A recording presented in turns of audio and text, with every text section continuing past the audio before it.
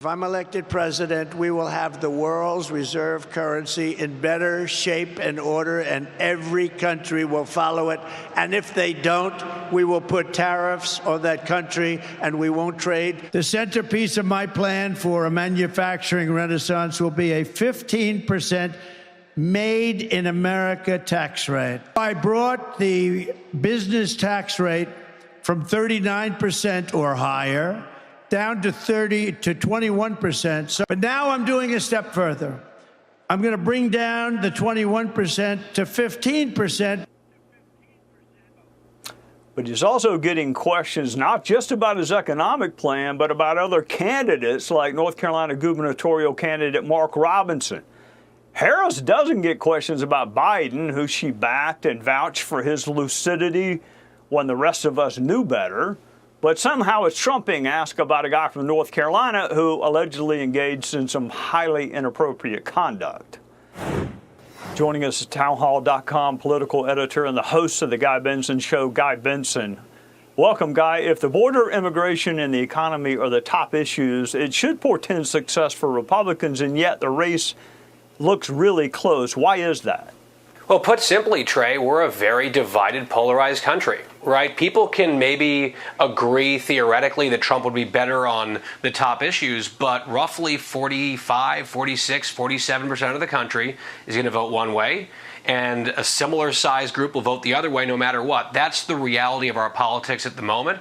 I would also just remind people that Republicans also seem to have those similar types of advantages in 2022, in the midterms, on the big issues. And you looked at all the historic trends, and a lot of people expected a red wave to develop. It did in some places, but certainly not nationwide.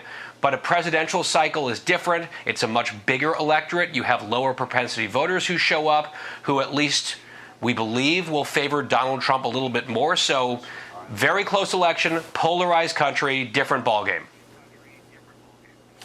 All right, so Tim Walz and J.D. Vance are debating this week. Ordinarily, I guess VP debates don't matter, and maybe this one won't either.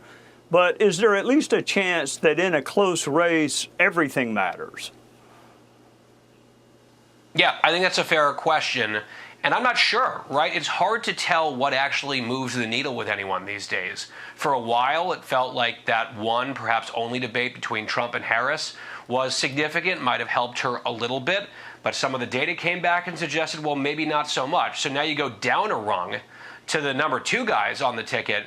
Is that going to draw the type of audience and the eyeballs that we've seen previously? I'm not sure. But to your point, Trey, I think people are like, all right, we know a lot about Donald Trump. We don't know that much about Kamala Harris and what's authentic about her and what she would try to do as president.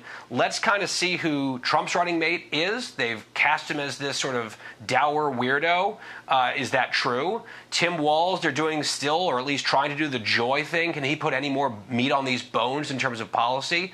So you'll have tens of millions of people watching. Stuff will go viral. I do suspect that J.D. Vance will perform well. He's an able and smart politician. He was very good in his debates in Ohio in that Senate race.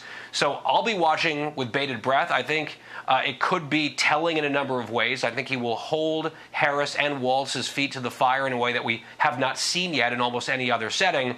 Does it matter, though, ultimately with the voters who will sway the election? We'll find out, but I'm not sure. All right, let me shift gears. Some Republican states, they seem to scour the landscape looking for the only Republican who actually cannot win statewide and then nominate that person.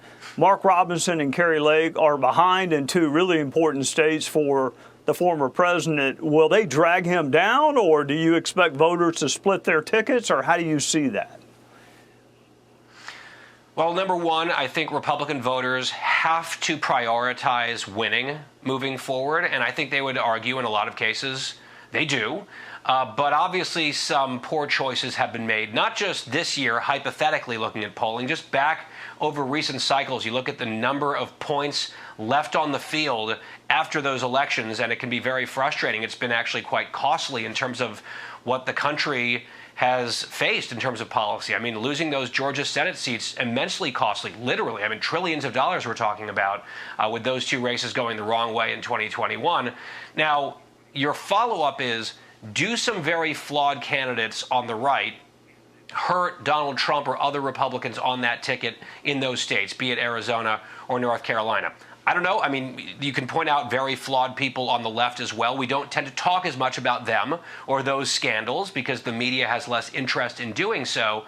But based on what we are seeing thus far, at least, Trey, when you look at the polling out of Arizona or North Carolina, Donald Trump is massively at the top of the ticket, overperforming the two candidates that you mentioned. And even as Robinson has fallen and his hole has gotten deeper in North Carolina, Trump is sort of holding serve in the same spot. So I'm not sure it will have that type of reverse coattail effect, but we'll know. In a very close election, anything could matter. Guy Benson, thank you for loaning us your political expertise on a Sunday night. I will see you soon, if not for sure on election night. Good to see you. Hey, Sean Hannity here. Hey, click here to subscribe to Fox News YouTube page and catch our hottest interviews and most compelling analysis. You will not get it anywhere else.